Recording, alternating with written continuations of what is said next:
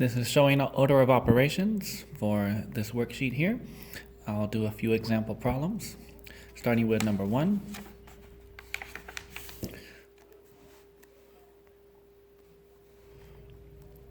So for number 1, you should use parentheses to help you.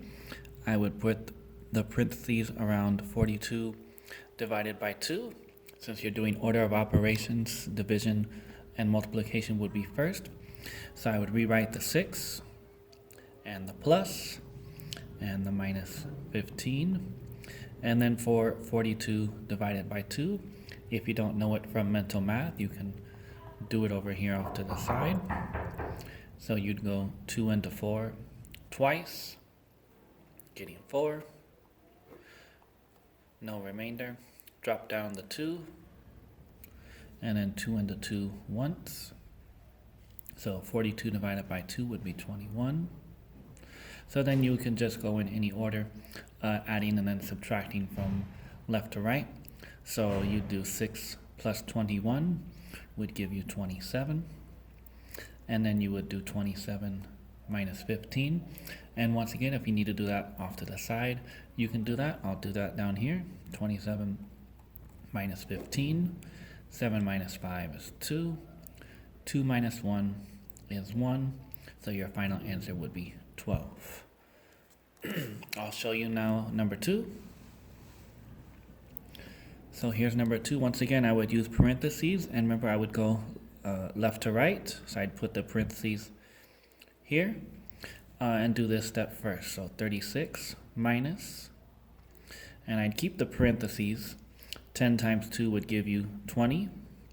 Then I would include the divided by 5 in there. And then repeat the minus 11. So then you still have a division here. So 36 minus, and then 20 divided by 5. So 36 minus 20 divided by 5. So 20 divided by 5 would be 4, because 5 times 4 would be 20. And then you have the minus 11. And then you can go left to right. So 36 minus 4 would be 32. And then 32 minus 11, you can do it on scratch paper or on the bottom. And then 2 minus 1 is 1. And 3 minus 1 is 2. So you'd end up with 21. So the rest of them, just keep going through them.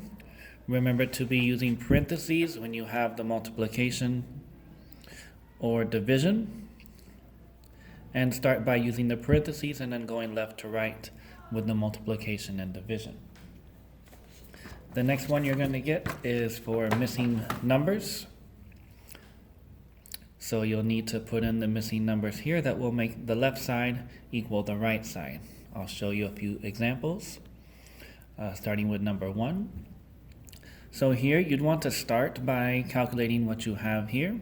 So you need to add something to these three other operations here. So I would just put this as x for now, and then you can do the other ones. So you'd start with the parentheses here. 8 times 6 would be 48, and then minus 12 equaling 50.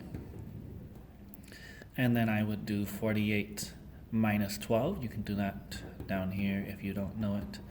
Mental math.